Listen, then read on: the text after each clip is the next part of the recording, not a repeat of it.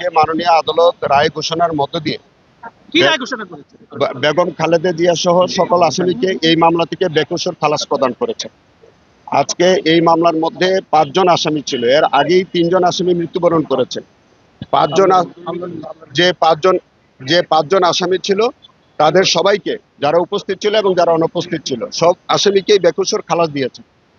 আপনাদের অবগতির জন্য বলি যে এই মামলাটি 2007 সালে তৎকালীন 1/11 সরকার প্রথমে একটি মামলা দায়ের করে শেখ হাসিনা সরকারের বিরুদ্ধে। কারণ নাইকো যে কোম্পানি, সেই কোম্পানিটা 1998 সালে প্রথমে এসে শেখ হাসিনা সরকারের সময় শেখ হাসিনার কাছে একটা আনসলিসিটেড অফার দিয়ে, যেটাকে আমরা বলি বাংলায় যে অযাচিত প্রস্তাব, শেখ হাসিনা প্রথমে সেটি প্রত্যাখ্যান করেন।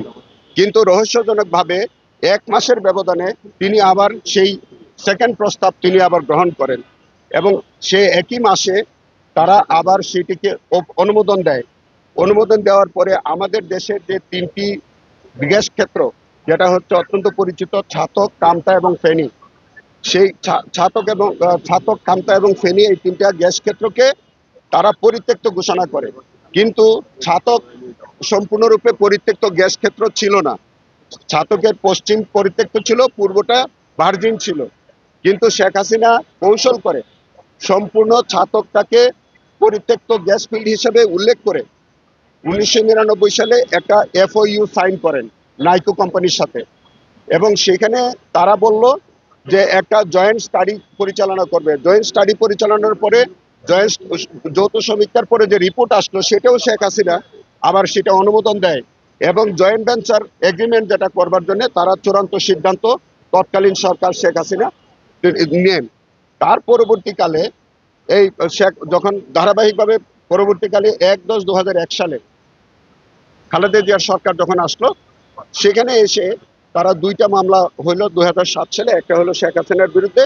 শেখ হাসিনার বিরুদ্ধে কেস দেওয়ার পরে বেশ কিছুদিন পরে তখন তৎকালীন দুর্নীতি দমন কমিশন তাকে ব্যালেন্স করবার জন্যে বা 2-2 ফর্মুলা নীতিতে বেগম খালেদা জিয়ার বিরুদ্ধে একই অভিযোগে একটা মিথ্যা মামলা করল। সেই মামলার মধ্যে আজকে 39 জন সাক্ষীর সাক্ষ্য বিবেচনা করে, পর্যালোচনা করে মাননীয় আদালত যে অবজারভেশনগুলো দিয়েছেন, মাননীয় আদালত পরিষ্কার করে বলেছেন যে কোনো সাক্ষী বেগম খালেদা জিয়ার বিরুদ্ধে কোনো অভিযোগ করেননি। এটা হলো 1 নম্বর কথা।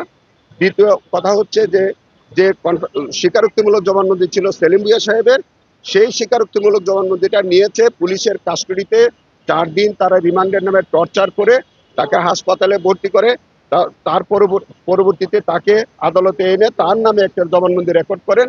সেই জবানবন্দিটা তিনি প্রত্যাহার করেন এবং সেই প্রত্যাহারের প্রেক্ষিতে মাননীয় আদালত আমাদের জেরার প্রেক্ষিতে উনি অবজারভেশনে নিয়েছেন যে এই যে স্বীকারোক্তিমূলক জবানবন্দি, এটা স্বেচ্ছায় বা সত্য ছিল না, স্বেচ্ছাপ্রণোদিত বা সত্য ছিল না। সেই অবজারভেশনের প্রেক্ষিতে যদি কনফেশনাল স্টেটমেন্ট যদি না থাকে, তাহলে কোনো অবৈধ লেনদেনের বিষয়টি প্রমাণিত হয় নাই। না হলে পরে যে অন্যান্য যে অভিযোগগুলো আসছে, এইগুলো সবগুলো অভিযোগ হচ্ছে শেখ হাসিনার বিরুদ্ধে এবং এই অন্যান্য আসামিদের বিরুদ্ধে কোনো অভিযোগ প্রতিষ্ঠিত হয় নাই। সেই অবজারভেশন দিয়ে মাননীয় আদালত আজকে সকল আসামিকে খালাস দিয়েছেন।